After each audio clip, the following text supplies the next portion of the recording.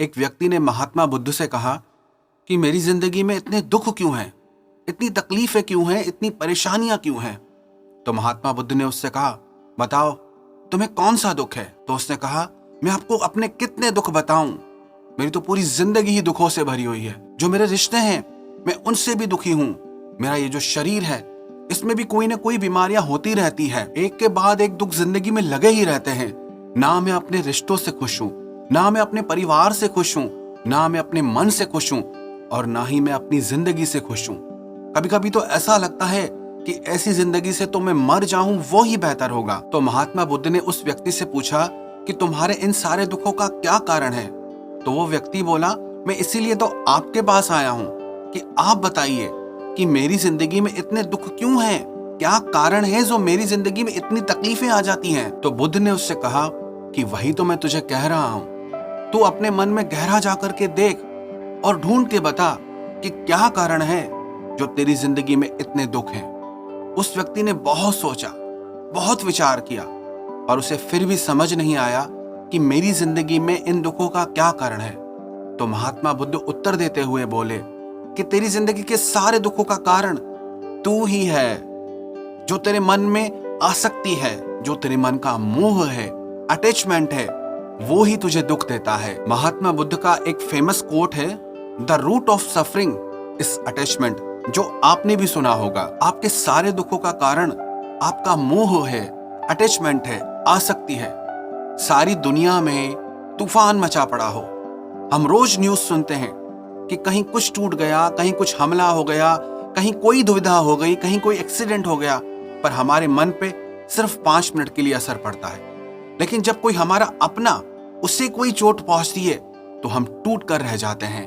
तो दर्द इसलिए नहीं होता कि कहीं कुछ गलत हुआ है, दर्द इसलिए होता है कि जो गलत हुआ वो मेरा अपना था। तो वो व्यक्ति महात्मा बुद्ध से बोला कि मेरे सारे दुखों का कारण मेरे मन का मोह कैसे हो सकता है, मुझे थोड़ा इस बारे में क्लियर करके बताइए। तो महात्मा बुद्ध ने उसे 3 कहानियां सुनाई। एक व्यक्ति पेड़ से चिपक कर चिल्ला रहा था कि कोई मुझे इस पेड़ से छुड़ाओ, कोई मुझे इस पेड़ से बचाओ।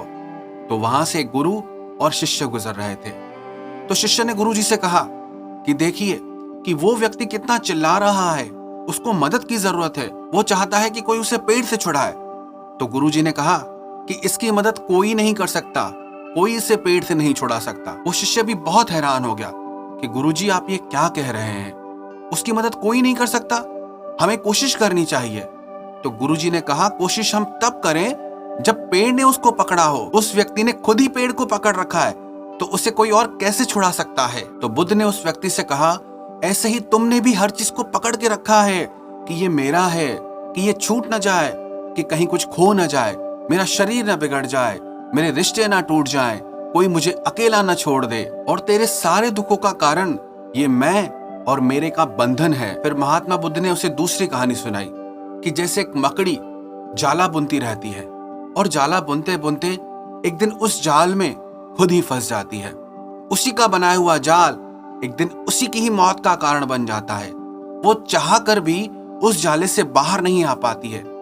वैसे ही तूने भी ये रिश्तों के जाल बनाए, ये अपनेपन के जाल बनाए और आज वही जाल तुझे दुख दे रहे हैं, तुझे तकलीफ दे रहे हैं कि मेरा परिवार, मेरे बच्चे, मेरे रिश्ते, वो तुझे इतना दुख दे रहे हैं पर तू चाह कर भी उन्हें छोड़ नहीं सकता, क्योंकि वो जाल तेरा ही बनाया हुआ है। तुझे दुख सुख इसलिए नहीं है कि दुनिया में कहीं कुछ गलत है, तुझे दुख सुख इसलिए कि जो तेरे अपने हैं, जिसे तूने अपना माना है, जिसमें तेरा मोह है, वो तुझे दुख दे रहे हैं, उनसे तुझे सुख नहीं प्राप्त हो रहा, इसलिए तू अपनी जिंदगी में इतना दुखी है। फिर महात्मा बुद्ध ने उसे तीसरी कहानी सुनाई कि जैसे एक मधुमक्खी एक शहद के पात्र में या शहद की बोतल में जाके बैठ जाती है, वो शहद का रस लेने लगती है, उसको बहुत आनंद आता है। वो चाहे तो वो थोड़ा शहद ले करके उस शहद की बोतल से उड़ के जा सकती है, लेकिन उसे उस शहद में इतना आनंद आता है कि वो अपने सारे पैर उस शहद में फंसाकर उसका रस लेने लगती है।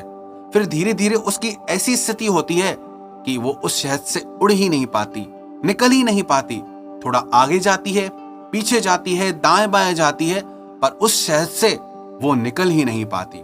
और ऐसे ही तेरी कहानी है, तूने भी रिश्ते बनाए, शुरू शुरू में आनंद लिया, तुझे बहुत मजा आया, लेकिन जब धीरे धीरे उन्हीं रिश्तों में जब तू गहरा फंसने लगा तो वही रिश्ते तेरे दुखों का कारण बन गए।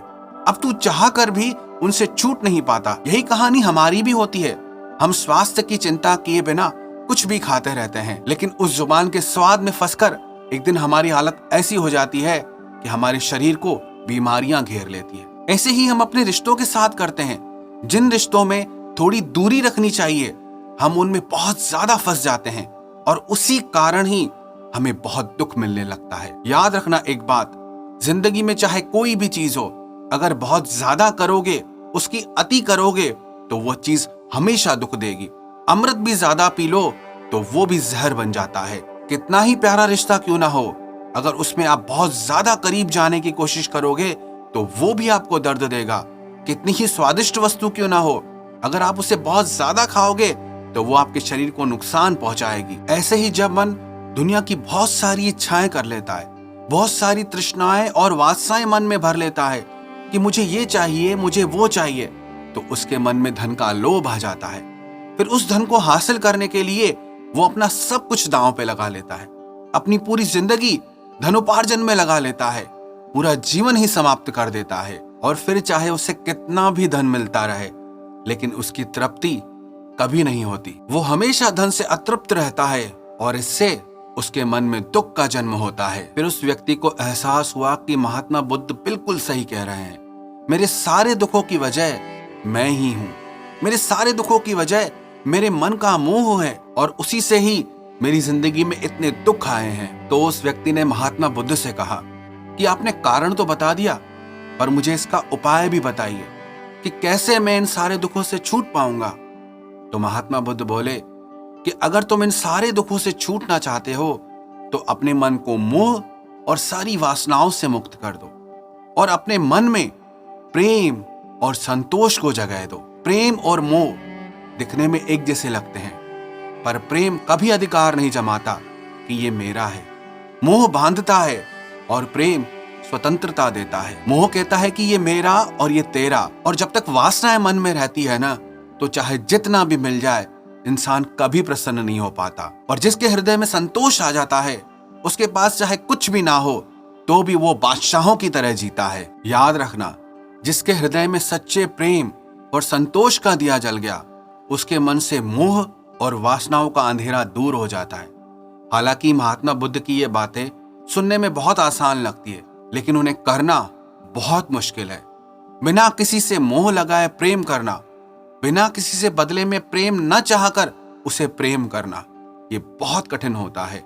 बिना मन में कोई वासना लेकर के जीवन का आनंद लेना, वर्तमान का आनंद लेना, भविष्य की चिंताएं छोड़ना, भूतकाल का चिंतन छोड़ देना, ये बातें कहने में तो बहुत आसान लगती है, लेकिन करने में बहुत कठिन है। लेकिन याद रखना, कोई भी व्यक्ति जो महात्मा बुद्ध के इस पावन उपदेश को समझ गया ना, वो अपने हर दुख को पार कर जाएगा। उसका पूरा जीवन ही आनंद से भर जाएगा। यही कहानी हमारे जीवन की भी है। हम खुद ही रिश्ते जोड़ते हैं और बाद में खुद ही रोते हैं। हम खुद ही प्रेम बढ़ाते हैं और बाद में खुद ही दुख पाते हैं। जिनके पीछे हम मेरा मेरा करके मरते रहते हैं, आखिर में वही लोग हमारा सबसे ज्यादा दिल दुखाते हैं। जिनकी खुशी के लिए हम कुछ भी करने को तैयार हो जाते हैं, जिनकी खुशी के लिए हम अपनी पूरी जिंदगी कुर्बान कर देते हैं, आखिर में वही लोग हमें सबसे ज्यादा तकलीफ पहुंचाते हैं। आखिर में वही लोग हमारे जीवन में दुखों का अंधकार भर देते हैं। चाहे वो हमारा परिवार हो, हमारे रिश्ते हो, हमारे मित्र हो, चाहे वो कोई भी संबंध क्यों ना हो, आप गौर करना, आपकी जिंदगी के सारे दुख वहीं से आते हैं जहां आपका सबसे ज्यादा प्रेम होता है, सबसे ज्यादा मोह होता है। ऐसे ही जो इंसान खाने से बहुत ज्यादा मोह करता है, जिसे अपनी जुबान पे कंट्रोल नहीं है, उसकी जिंदगी में, उसके शरीर में बहुत बीमारियां आ जाती हैं। जो इंसान अपने परिवार से, अपने बच्चों से मोह करता है, आखिर में वही उसे दुख देने लगते हैं। महात्मा बुद्ध की ये छोटी सी शिक्षा कि अपने मन के मोह को और वासनाओं को छोड़ के प्रेम और हृदय में संतोष को जगाओ, तो विश्वास रखना, फिर हम भी जिंदगी के सारे दुखों को अवश्य पार कर जाएंगे।